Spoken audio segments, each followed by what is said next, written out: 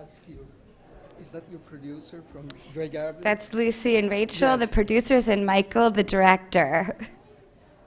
Thank you so much. Thank you.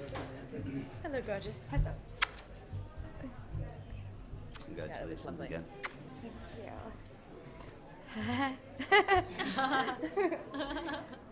Hi. Thank you. Yeah, congratulations. Go ahead. Hey, Drew. Hi. Hi. How do you think little Edie would celebrate tonight? Good question. Good question. Yeah. She would definitely do the VMI.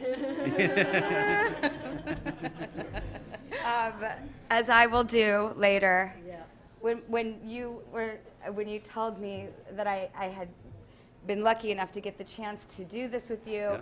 you came to my birthday party and you cut up a sweater Yeah. and you said put it on your head later, and I did, and I danced around my house, and then I got really scared because I realized what I was about to jump into.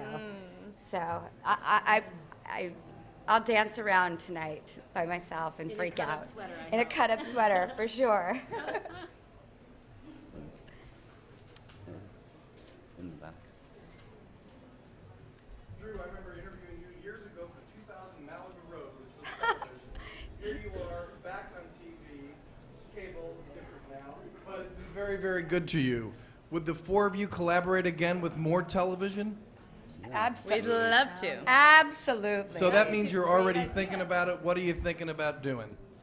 I'm screwing up this evening in my speech so far, so I'm not sure what we should No, talk about that. I think what's important is that that companies like HBO are showing these more intimate portraits and finding room for these great stories to be told. And it's the marketplace in the theatrical world is changing a little bit and going more towards these sort of bigger, blockbuster and type movies, which are fantastic and people want to see, but people still want to see these kinds of movies. And so it doesn't really matter. I don't really understand totally why there's a big distinction, especially in the wars between feature films and television films. I mean, half-hour series and hour series are definitely a different body, but we made a film and we have movie stars, and there wasn't a thing different on that set or about how we did Grey Gardens than that we would have done had it been a theatrical. So we just really thank HBO for treating it like any other film. And I don't know, the days are gone of sort of,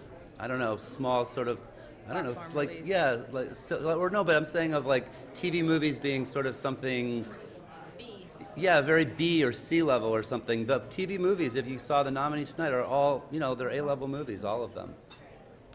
Thank you. Thanks. Question for the producers over here on your left. Hi. I'd like to know if, in terms of pitching the movie, the fact that it had been a documentary and in another incarnation of a very successful Broadway show was an asset or an impediment. Did you have to get over the sense that maybe the story had been told already when you were trying to suggest it? I would say no. We started collaborating on this film at the same time that the musical was developing. So in terms of pitching it to most people, they hadn't seen the musical yet. They were sort of, it was just a zeitgeist moment for the Eddies, and they did the musical while we did the film, and that one came out before us. But while we were pitching it, no one had seen the musical. And in terms of thinking that it had already been done, I think everyone pretty much understood that we were doing something different, sort of how did they get there version of it. But certainly it was a hard sell. The movie stars made everyone take the meeting. Drew and Jessica being attached, everyone would sit down with us, but then we had to say, yeah, it's a movie about 2 old women in a house with 52 cats. And then the truth of that would sink in, and their eyes would sort of glaze over, and they'd get confused. So again, we thank HBO so much for having the vision. They would say, good luck with that. Yeah, exactly. Can't wait to see it.